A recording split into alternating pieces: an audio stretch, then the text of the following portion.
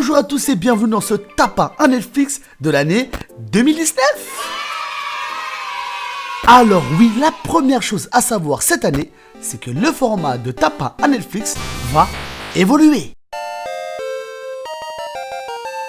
Le concept de la vidéo va être de vous conseiller des films, des séries et un classique chaque mois. Il y aura donc 12 vidéos tapin Netflix cette année, une par mois, et aujourd'hui c'est le tapin Netflix du mois de janvier. Il s'agit d'une nouvelle frontière, mon pote sexuellement refoulé. C'est enfin notre chance de remonter la chaîne alimentaire sociale. Et on commence tout de suite avec les films à voir ce mois-ci. Le mois de janvier a eu son lot de nouveaux longs métrages. Plus de 80 films sortis en janvier 2019 sur Netflix. Et donc forcément, j'ai de nombreuses recommandations. Ma première recommandation est NWA avec Dr. Dre, Ice Cube, la vraie histoire du rap américain.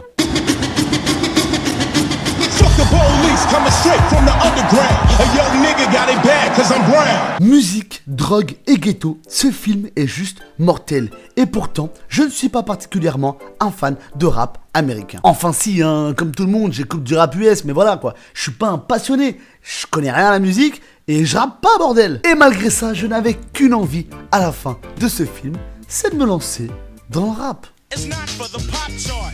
So where should a brother like you start expressing yourself, my boy, and show you how your track.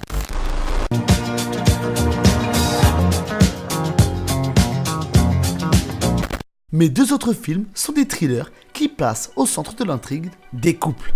Je vous présente Enemy avec Jake Gyllenhaal et Gone Girl avec Ben Affleck. Deux petits bijoux bien différents l'un de l'autre, mais que je recommande absolument. Pour les deux scénarios, l'ambiance y est sombre et angoissante. Le suspense est absorbant et il nous tient en haleine jusqu'à la fin du film.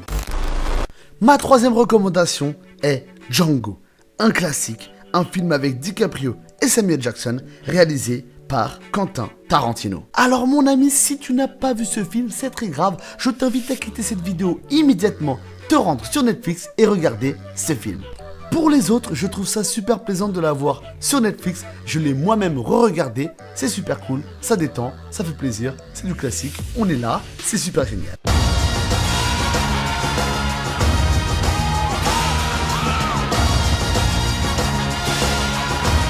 Et je vais terminer cette sélection de films avec l'incontournable Bandersnatch, le nouveau concept de Netflix.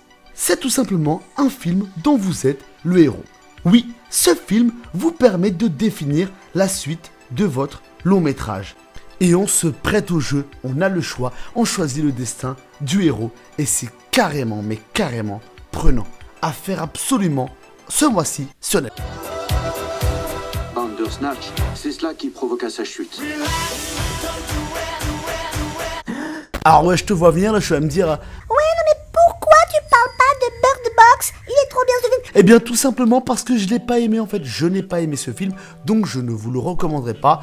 Si vous vous demandez pourquoi, je le détaillerai peut-être en commentaire, si quelqu'un me pose la question, on verra. En tout cas, Bird Box, non, j'ai pas aimé.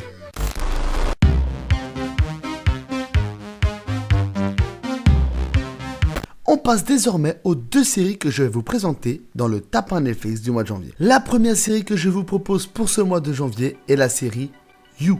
Avant même d'être une super série, pour moi You a été une excellente surprise. Sorti récemment sur Netflix, j'ai tout simplement accroché dès le premier épisode et dévoré la série en un week-end. Nous suivons l'histoire d'amour d'un psychopathe. Oui je sais, hein, vendu comme ça vend pas du rêve. Mais faites-moi confiance, la série est très bien réalisée, très rythmée et très bien écrite. Je vous la recommande pour ce mois de janvier.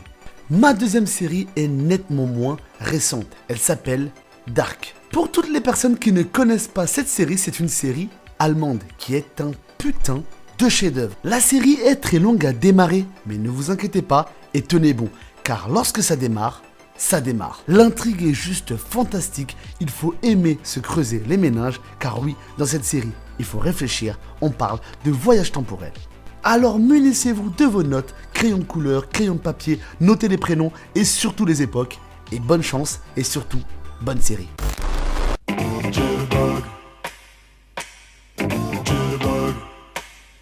On enchaîne ensuite avec le classique, le film classique de cette vidéo, celui qui est consacré à la culture du cinéma, je parle de Boys in the Hood.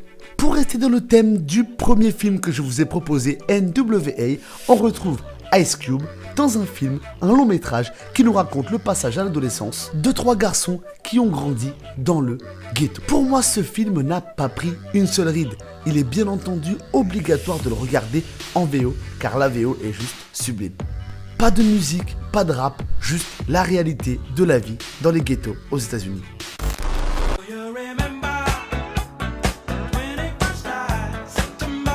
On va donc terminer cette vidéo sur un coup de cœur, car oui, tous les tapins Netflix de cette année 2019 termineront sur mes coups de cœur du mois.